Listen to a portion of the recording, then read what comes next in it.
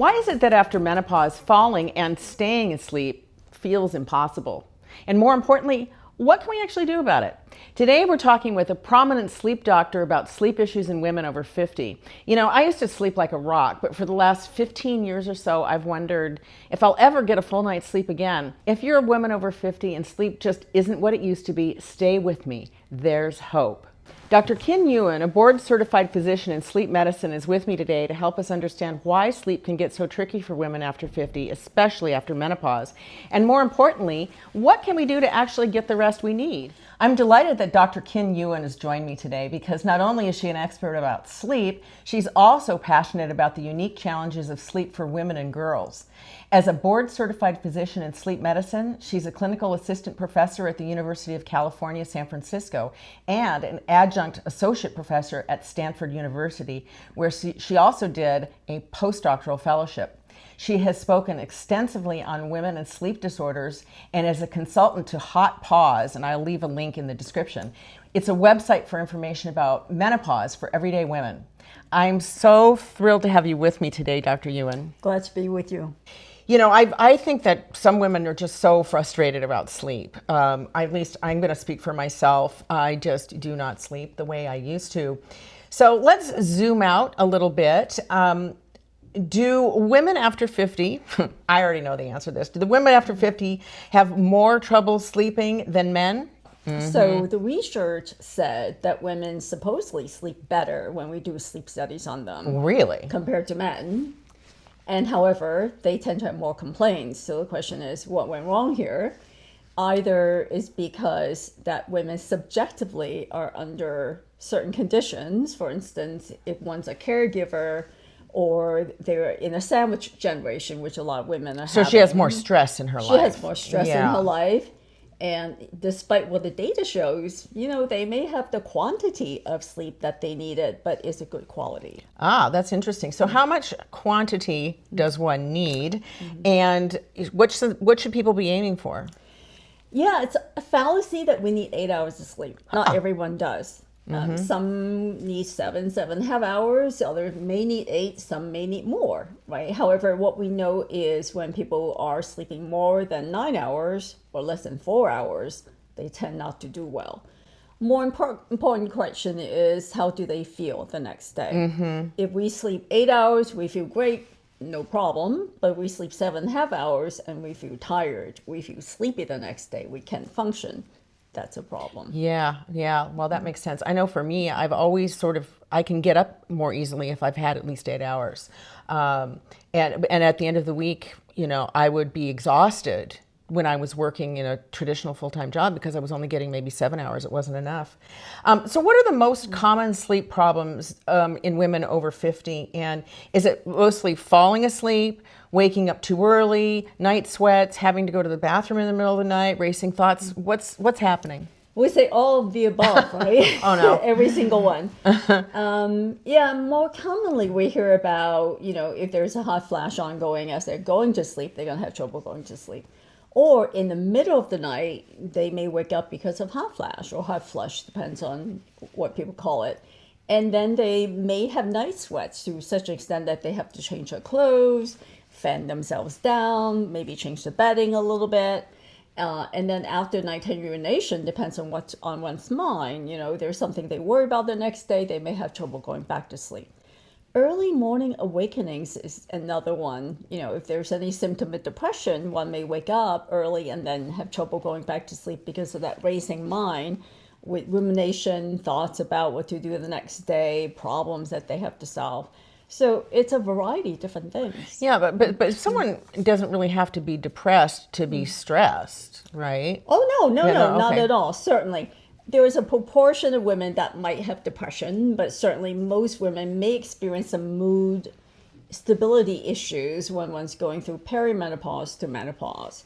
And that may iron itself out as the process goes. However, if there is constant worry or constant sadness or easy to cry, Yeah, under well, that's regular definitely a situations. sign. I just wanted to Right. clarify, Right. that just because you're waking up in the middle of the night doesn't mean that you're Oh, actually no, not depressed. at all. Yeah, Not at all. yeah, Not at all. It's very yeah. common. So I think what we're going to really get into now is sort of why this is happening. What's really causing all of this? Right, hormones, right? So as we know, women have hormones that fluctuate. Yeah. And because the estrogen levels can vary quite a bit, it really depends on how abruptly the estrogen drops along with progesterone. So the lower or the faster the estrogen drops, the more likely women are going to have symptoms. So you mean the faster that it drops during During the menopause. menopause? But what if you're like me? I'm 64. I'm 15 years past menopause, and I'm waking up at 3 o'clock in the morning. What's going on with me? Well, aside from hormonal issues, I mean, there are a combination of different things. Sometimes there are sleep disorders, not necessarily that you have them. However, Right.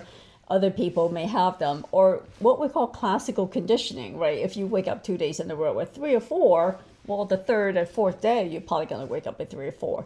So we also like to say what wakes you up is going to be different from what keeps you awake. So if there's something on your mind and that wakes you up, then thereafter, you may continue to worry about certain things until resolution. But things that are impactful and keep people awake are generally things that have a strong emotional context or that we think are very uncertain.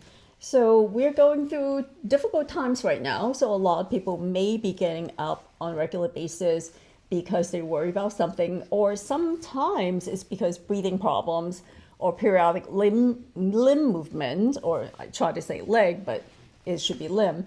So these are little twitchy legs that can happen during the night. Yeah, and we may have an occasional jerk that wakes us up, but that's not it. That's something entirely different. So these are little twitchy things that happen throughout the night that may keep people awake too. So the physical part may be waking us up, but what keeps us up may be entirely different. It could be Yeah, so it's a complex complex situation. Sure. In fact, sometimes pain can keep people awake. I have had some problems with hip tendonitis, and sometimes that actually keeps me awake. What kinds of pain issues do you see in the women over 50 population, and maybe over 60? Like, what changes over time? What kind of pain things are people dealing the pain with? perception definitely gets amplified after menopause. So those that have arthritis of any kind, psoriatic arthritis, osteoarthritis, basically can have the pain perception be heightened after menopause. Oh, wow. We know that inflammation in general is a little bit higher after menopause, probably because the estrogen has a modulating effect.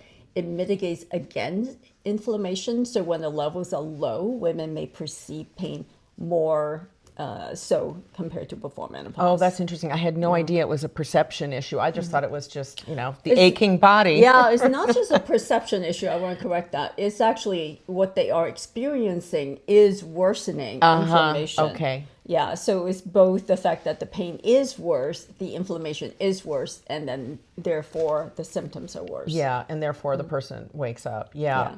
And then I know, like for myself again, gosh, I guess it's just what happens at this age, but now all of a sudden I'm taking medications. And what medications are notorious for keeping people awake? Or is a medication an issue in the sleep medicine world? Oh, absolutely. And I think one of the things that can crop up is because cholesterol gets higher. Again, inflammation's higher after menopause. Women more likely to take cholesterol medications. There may be heart medications, also medication for high blood pressure. Again, heart disease is pretty common in postmenopausal women. So be aware of those, and women present atypically. So we don't have that pain down the left arm necessarily. So the beta blockers are commonly used for high blood pressure and also for slowing down the heart rate for people that may have abnormal heart rhythms also after menopause. And those medications can induce insomnia. And calcium channel blockers, also used to treat high blood pressure, can do a similar thing. And so the sleep disturbance may not solely just from the act of menopause itself or the period that one goes through, but certainly can be induced by medications as well. Okay, well, it sounds like there's a lot of different causes for these sleep problems in women past menopause. And so I think it's going to be really important for us to spend some time about solutions. Before we launch into solutions, I kind of want to get into why, aside from the fact that it's very frustrating and irritating and tiring not to sleep well, why is it actually important from a health point of view? When we don't sleep well, we tend to have lighter sleep, and the brain cannot empty all the toxins and all the byproducts it builds during the day into our bloodstream as effectively. As a result of that, we feel more tired, and the brain cannot do the work that it does to consolidate our memory. So as a result of that, that tip of the tongue syndrome, where it's like, where did I put that thing? Or what was his name? So those moments can be more common. On top of that, the medical problems, again, tend to get worse, right? Or they may present for the first time, like heart disease. And certainly those brain fog moments can be more common. The pain and aches are going to be amplified. And on top of that, mood stability become more challenging where there's not enough mental resources to replenish us from night to night. Oh my goodness, I had no idea. I mean, for me, it was just like, I want to sleep better because I don't like waking up in the middle of the night. But it's really kind of it sounds like an urgent health matter, because this can contribute to things like dementia and such, it sounds like. When we don't sleep well chronically, or there are sleep disorders that have not been diagnosed, it certainly can contribute as one of the factors that can contribute to onset of dementia. Oh my goodness. Okay, well then let's talk solutions right away, shall we? What are the top maybe 2 or 3 strategies or lifestyle changes that almost anyone can try at home, obviously, to get better sleep? Well, number one, everyone should move, right? Because the more we exercise, the more blood is going to go to our brain, and it's good for our overall health. Number 2 is look at your environment and see what you can optimize. If there are pets that disturb your sleep, maybe the pet should not be there. Change the bedroom temperature, or perhaps if you have the ability, change the linens to those that are more comfortable for you. Some people prefer weighted blankets, some people prefer lighter blankets, some people prefer no blankets. So whatever that works for you, use natural fiber to sleep in, and avoid those synthetic fibers unless they are moisture whisking, or that you can cool down faster.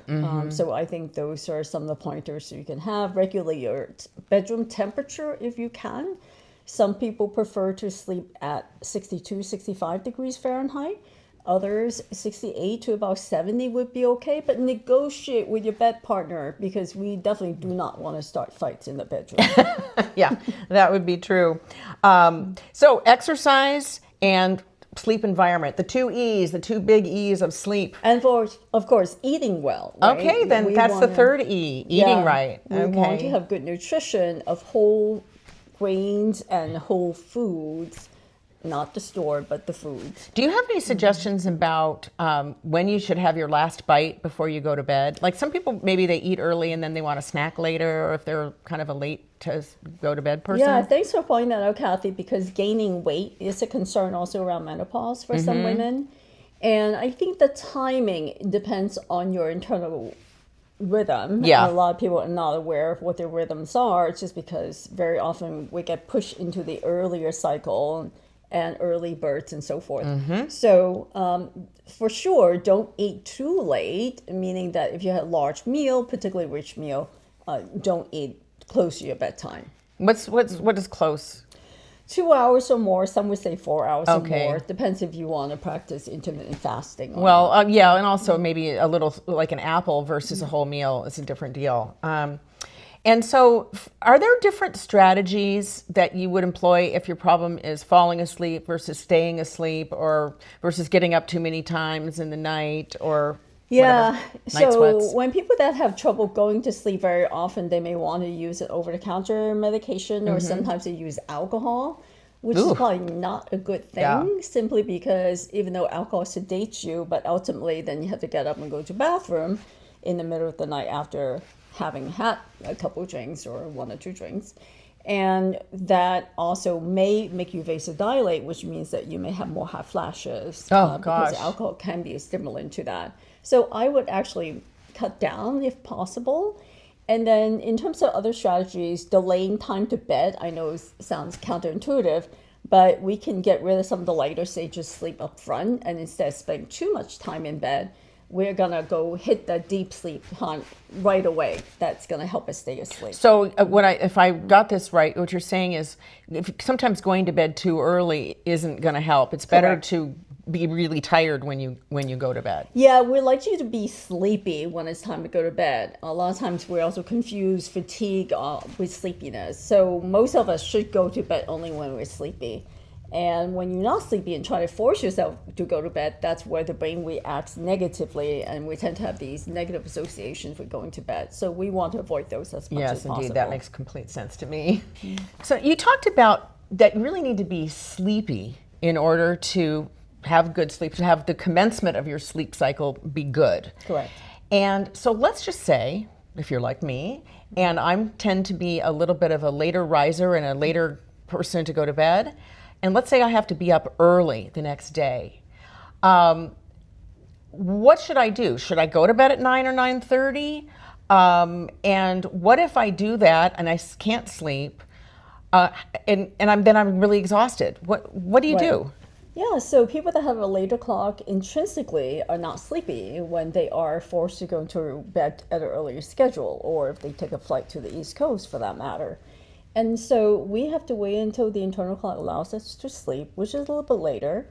But if you're sleep deprived the next day and you need to function, that's where the power nap comes in. 20, 30 minutes, less than an hour, so that you can feel refreshed and be able to function for the rest of the day, but not take out so much sleep pressure from the next day so that you can go to sleep at the right time. So a power nap really is just lying still, calming yourself for about 20 to 30 minutes. Some people can nap for 20, 30 minutes and be asleep. Other people need to wind down or just take some time out to meditate or do other things to relax their systems. Yeah. So that's why it could be 20, 30 minutes to about an hour. Okay, and so, and you don't have to actually sleep in order for this to be effective. Yeah, it's just a rest period sometimes can be very restorative. That's great. That's wonderful. That's such a relief. So let's say you actually, do wake up in the middle of the night, and you just can't get back to sleep. What do you recommend for people in that situation? First thing is to not lie in bed, because it's very frustrating if we toss from left to the right and back to the left again, and you can't sleep, then a lot of negativity would go into our heads. Like, why can't I sleep? Everyone else is sleeping I'm going to be so exhausted tomorrow. Exactly. Yeah. Tomorrow's going to be a disaster. Yeah. Blah, blah, blah. So get that out of our heads by going to a quiet spot and try to relax, meditate, do stretching exercises, gentle stretching exercises, or do other things that are not stressful to you. Mm-hmm. So it could be either relaxing podcasts, music that you want to listen to, a book that you may like to read. But read the book outside your bed is what outside of your bed, because we don't want the negative thinking connected with your bed. Yeah. We want positive And then thinking. you've mentioned a couple times meditation, and I suspect that some viewers might not be regular meditators or don't know how. Sure. Do you have a suggestion? Maybe we can get something, I'll put it in the description box about meditation, but how should someone start to meditate if they want to do that? Yeah, you don't have to be sitting still necessarily to meditate either. Meditation is just to help you kind of clear your mind of these negative thoughts.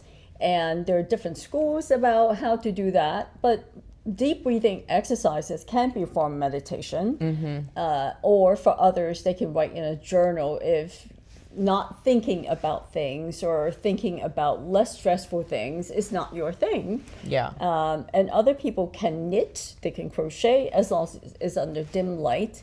And if you were going to read, make sure you don't read with a bright screen. Yeah. We would like you to use a night mode or a black and white screen or reading light. I've actually found my Kindle, when I put the light low, it helps me. Sometimes I wake up in the middle of the night and that helps. And I sometimes come out here into the living room and read as well. In your experience, can most people achieve improvement by making these changes to their environment and adding in the exercise, eating properly?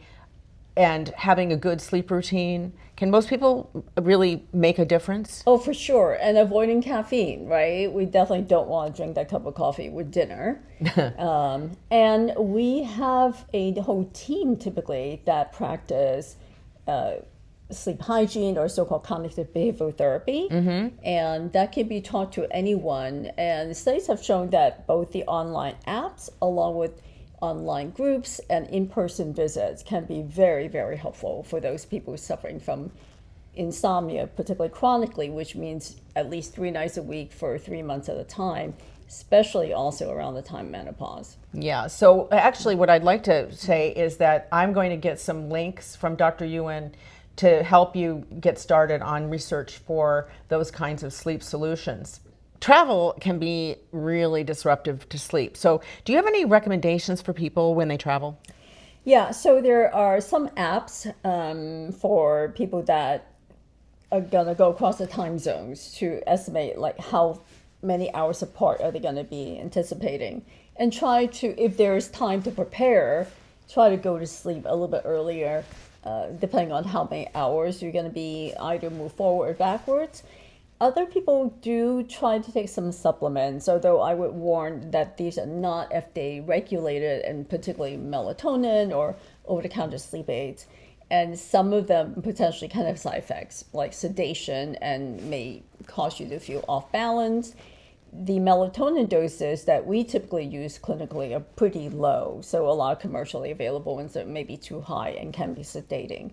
So just a word of warning. So what would be, I mean, since 5 milligrams is kind of what's out there right now. Exactly. Is that too much? 5 to 10 milligrams are too much. Oh, okay. So clinically we use between 1 to 3 milligrams. Oh, that's interesting. 1 milligram is really hard to find. Wow. And beware not to combine alcohol with anything that may be sedating when you're traveling as well. So being a good traveler means that exposure to sunlight and you're at your destination, being physically active and not just going from restaurant tour to restaurant tour, and exposure to sunlight, eating at the local time, and stay up as long as you can, and then reserve your sleep for the local time when it's nighttime is going to help you adapt a lot faster. Yeah, and I actually try to schedule my flight departure to make it easier for me to sleep on the front end, and also to arrive at a time where I have to stay up for the next 12 hours to get back on the schedule. So exactly. Some of it's just setting up your flight times to help as well. Just to close out on solutions.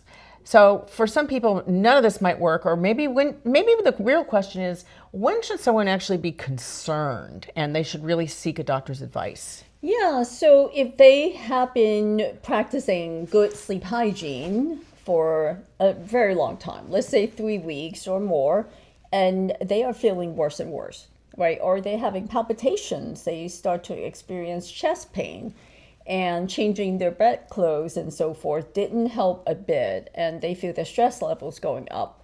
Or they are curious about hormonal replacement, whether that's an option for them, just because they feel like they're at wit's end and they need some more help. Others, if they are snoring very loudly, enough to bother someone else, or stopping breathing in the middle of sleep, or that their legs are very twitchy, that keep them up throughout the night and they cannot go to sleep because it's uncomfortable. And for others, they're waking up with dry mouth, foggy brain all the time, falling asleep. Particularly if you are driving sleepy, that's definitely a warning sign that you need to see someone. Number one, do not get sleepy and get behind the wheel. Yeah. And lastly, there are, again, chest pain issues, if they are persistent, and these are not going away with just a little simple massage or taking deep breaths, it's time to see your primary care provider. Dr. Yuen, I've got some sort of lightning round questions sort of in the category of myth busting about sleep. So, what is the Benjamin Franklin myth? Well, he has said, amongst other things, early to bed and early to rise. And not all of us are early birds. Some of us are later clock people. And it's perfectly okay if that works with your family schedule, with your work schedule, go to bed a little bit later. If you sleep all the way through, you don't really feel sleepy or tired, you're fine. Oh, good. That is a really huge relief for me. Is it true that people need less sleep as they age? Our sleep is just a little bit different. The total number of hours may be the same until we get into our 70s or even 80s. It's just that they are spaced differently in that we may need a nap for half an hour during the day and we sleep about 7.5 hours at night. Oh, that's But the interesting. total That's just number of because hours- people are waking up more and that they need that, or they just need to break it up more? We tend to become what we call polyphasic, meaning that we have a little bit less nighttime sleep, and then the other chunks are going to be daytime naps. Oh, that's fascinating. Wow, because I've never been a napper. I have to be like really sick to need a nap. Is it okay to watch TV to help you get to sleep? Again, if you don't wake up with an issue, it's not a problem. So the problem comes in is that if we don't feel refreshed the next day, or without the TV, you cannot fall asleep. Yeah, okay, that makes good sense. If you've been struggling with sleep, especially after menopause, I'd love to hear from you in the comments. What's been your biggest challenge? What's helped you? Let's learn from each other. And if you found this interview helpful, please give it a like so more women over 50 can find it. And of course, forward it to people. And don't forget to subscribe. I've got more expert conversations coming your way about thriving gracefully in this chapter of life. Sweet dreams, and I'll see you next time.